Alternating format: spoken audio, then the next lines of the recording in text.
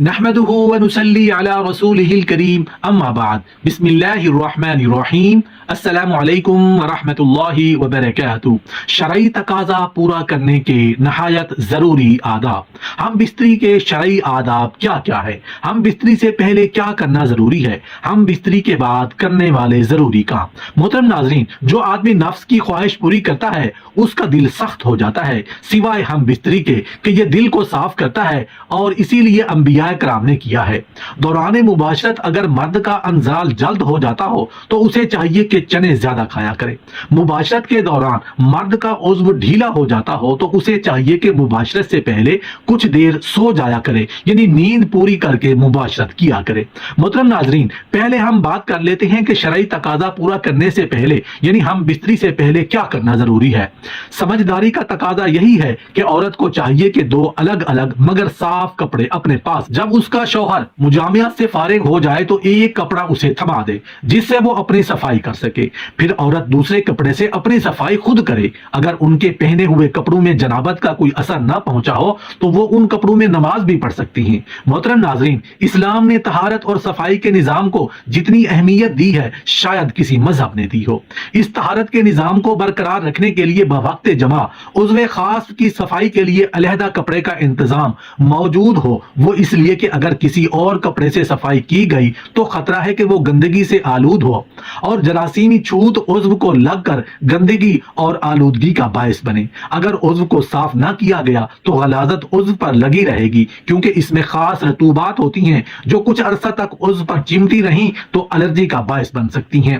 دوسری مرتبہ ہم بستری کرنے کے لیے ضروری ہے کہ عضو کو بالکل صاف کیا جائے۔ دوبارہ ہم بستری کرنا مقصود ہو تو عضو خاص کو دھو لیا جائے۔ مختلف اتباع کا کہنا ہے کہ ایسا کرنے سے عضو میں توانائی آتی ہے اور از سر نو چستی پیدا ہوتی ہے۔ دراصل ہم بستری سے قبل عضو مخصوص میں سختی نہ ہونا اس بات کی علامت ہے کہ عضو مخصوص میں دوران خون تو ہے لیکن صرف اس کی تندرستی برقرار رکھنے کے لیے، لیکن جب ہم بستری کا خیال پیدا ہوتا ہے تو خون بکثرت عضو مخصوص کی شریانوں میں پھیل کر اسے پھیلا دیتا ہے اور سخت کر دیتا ہے۔ چونکہ دوران خون کی زیادتی کی وجہ سے عضو مخصوص کی حرارت بڑھ جاتی ہے اور بڑھی ہوئی حرارت منی کو پتلا کر دیتی ہے، اس لیے ایک ہم بستری کے کچھ وقفے کے بعد عضو کو دھو لیا جائے تو حرارت معتدل ہو جاتی ہے اور صورت انزال نہیں ہوگی، وقفہ بڑھے گا اور لذت بھی برقرار رہے گی۔ اگر ہم بستری کے وقت پیشاب کا شدید تقاضا نہ ہو تو خواہ مخواہ پیشاب نہ کریں، ورنہ عضو کا انتشار جلد ختم ہو جائے گا۔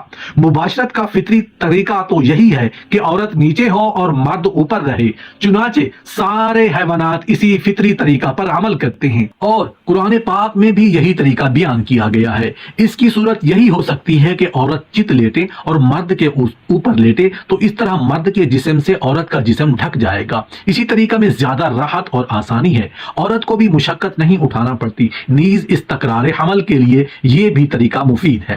شیخ اور رئیس کے نزدیک جماع کی تمام شکلوں میں بری شکل یہ ہے کہ عورت مرد کے اوپر ہو اور مرد نیچے چت لیٹا ہو، کیونکہ اس صورت میں منی مرد کے عضو میں باقی رہ کر متعفن ہو کر اذیت کا باعث ہوتی ہے۔ مختلف کتب احادیث سے ہمیں یہ معلوم ہوتا ہے کہ ہم بستری کرتے وقت اندھیرا یا مدھم روشنی ہونا درست ہے۔ ہم بستری کرتے وقت روشنی ہلکی یا مدھم ہو تو پر لطف ہم بستری ہوگی، کیونکہ ہم بستری کا عمل مسلسل ایک پرسکون عمل ہے۔ اس پر پرسکون عمل کے لیے پرسکون ماحول چاہیے اور وہ ماحول تیز روشنی میں یکسر ناممکن ہے۔ اس لیے ہم بستری کے عمل کو پر لطف اور کامیاب بنانے کے لیے ضروری ہے کہ یا تو بالکل اندھیرا کر دیا جائے یا مدھم روشنی کو اختیار کیا جانا چاہیے۔ عورت کا جماع سے قبل ٹھنڈے پانی سے استنجا کرنا اس کی شہوت میں اضافہ کرتا ہے۔ جماع سے قبل ٹھنڈے پانی سے استنجا کرنا انزال میں جلدی کا باعث ہوتا ہے۔ مزید برآں اس سے فرج میں تنگی اور لذت میں زیادتی ہوتی ہے۔ عورت جب جماع سے قبل پانی سے استنجا کرتی ہے تو یہ ہارمونز بہت کم ہو جاتا ہے، جس کی وجہ سے لذت جماع بڑھ جاتی ہے۔ عورت کی طاقت زیادہ اور انزال جلدی ہوتا ہے، جس کا فائدہ مرد کو پہنچتا ہے اور مرد بہت جلدی عورت پر قادر ہو جاتا ہے۔ عورت اس عمل سے بے شمار نفسیاتی امراض سے بچ جاتی ہے۔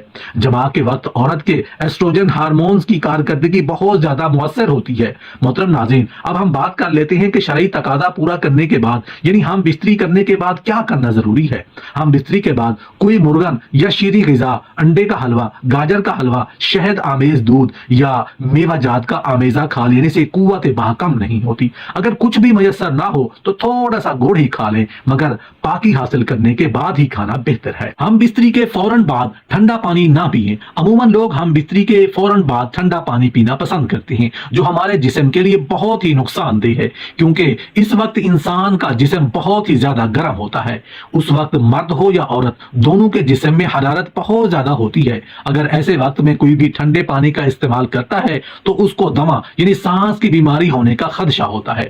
عموماً اکثر ہم گرمی میں دھوپ سے باہر سے گھر آتے ہیں تو بزرگوں کا کہنا ہے کہ پسینے میں پانی مت پیو، پسینہ سوکھنے کے بعد پانی پینا۔ اس کی وجہ یہی ہوتی ہے کہ اس وقت ہمارا جسم گرم بہت زیادہ ہوتا ہے اور ٹھنڈا پانی ہمارے لیے سخت نقصان دہ ہوتا ہے۔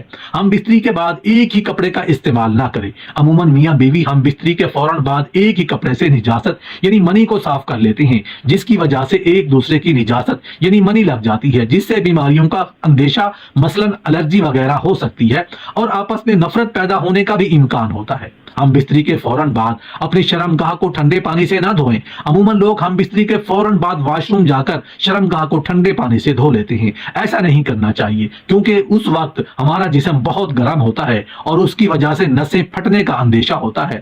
بلکہ بہت سارے حکماء کے مطابق ہم بستری کے فوراً بعد شرمگاہ پر ٹھنڈا پانی ڈالنے سے نامردی کا اندیشہ بھی ہو سکتا ہے۔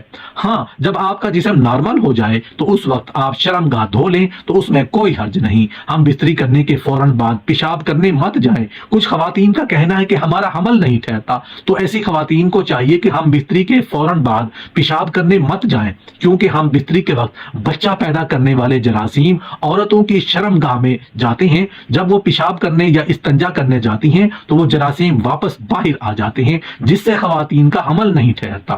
اس لیے خواتین کو چاہیے کہ وہ ہم بستری کے بعد کم از کم 15 سے 20 منٹ تک لیٹی رہیں اور وہ اس کے بعد ہی استنجا یا پیشاب کی حاجت ہو تو جائے، تاکہ جو مادہ یا جراثیم اندر گیا ہے وہ باہر نہ آنے پائے۔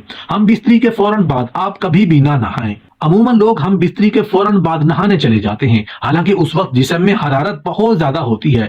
ایسے میں اگر آپ اپنے جسم پر ٹھنڈا پانی ڈالو گے تو یہ بھی آپ کے جسم کے لیے بہت نقصان پہنچا سکتا ہے۔ اس لیے عورت اور مرد کو چاہیے کہ ہم بستری کے بعد کم سے کم 15 سے 20 منٹ کا وقفہ ہونا چاہیے، تاکہ آپ کے جسم کا درجہ حرارت نارمل ہو جائے اور اس کے بعد آپ نہانے، پیشاب کی حاجت یا استنجا کے لیے جائیں۔ اگر آپ لوگ ہم بستری کے فوراً بعد نہائیں گے تو اس سے بہت سی بیماریوں کا اندیشہ رہتا ہے۔